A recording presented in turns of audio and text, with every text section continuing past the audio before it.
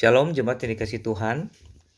Pagi hari ini kita akan membaca satu bagian firman Tuhan dari Lukas 16 ayat 13 yang berbunyi demikian. Seorang hamba tidak dapat mengabdi kepada dua tuan, karena jika demikian ia akan membenci yang seorang dan mengasihi yang lain, atau ia akan setia kepada yang seorang dan tidak mengindahkan yang lain. Kamu tidak dapat mengabdi kepada Allah dan kepada Mamon. Saudara, dalam bagian ini Tuhan Yesus mengingatkan kita akan bahaya Mamon. Mamon sesungguhnya adalah kata dalam bahasa Aram yang berarti keuntungan atau kekayaan. Nah, mengabdi kepada Mamon itu berarti mengabdi kepada kekayaan atau harta. Lalu kapan seseorang disebut mengabdi kepada Mamon? Saudara, kita hidup di dalam dunia di mana uang mempunyai peran yang sangat penting. Kita bekerja mencari nafkah berarti mencari uang. Dan tentu saja itu bukan hal yang salah.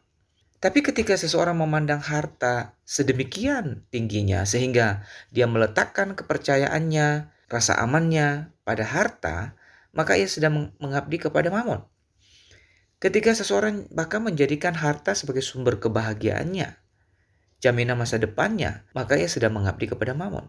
Nah, saudara, sebagai orang percaya, kita selalu menghadapi pergumulan ini. Bagaimana kita harus mengutamakan Tuhan lebih dari apapun termasuk harta. Di satu sisi godaan ini bisa jadi bahaya bagi perjalanan iman kita. Iblis dapat menggunakan harta itu untuk mengalihkan perhatian kita dari Tuhan dan tidak sedikit orang yang telah jatuh di dalam dosa. Tapi di lain sisi pergumulan menghadapi Mamon ini juga akan melatih iman kita agar kita dapat bersikap lebih bijak, dewasa dalam menilai arti dari harta duniawi. Nah, saudara, Tuhan Yesus mengajarkan agar kita jangan diperhamba oleh Mamon. Sebaliknya kitalah yang harus memperalat atau menggunakan Mamon atau harta itu untuk hal-hal yang bernilai kekal. Nah, karena itu kita harus menempatkan harta duniawi kita sebagaimana seharusnya.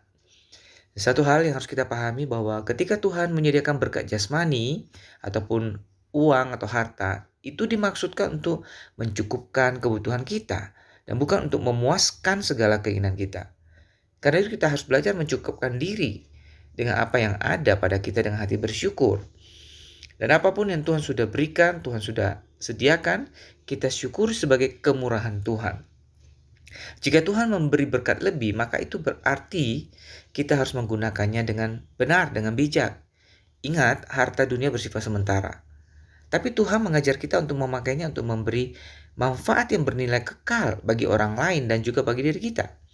Kita dapat memakai harta kita untuk memuliakan Tuhan dengan menjadi berkat bagi orang lain dan untuk memperluas kerajaan Allah. Dan Tuhan berjanji akan memberi upah bagi mereka yang menggunakan hartanya dengan benar dan bijak. Dengan demikian, orang yang menggunakan hartanya dengan benar dan bijak itu tidak diperhamba oleh Mamon, melainkan mereka memakai harta mereka untuk kemuliaan Tuhan dan dipakai untuk mengabdi kepada Tuhan. Nah, kiranya Tuhan menolong kita bagaimana menilai dan memakai harta itu dengan bijak dan benar. Amin.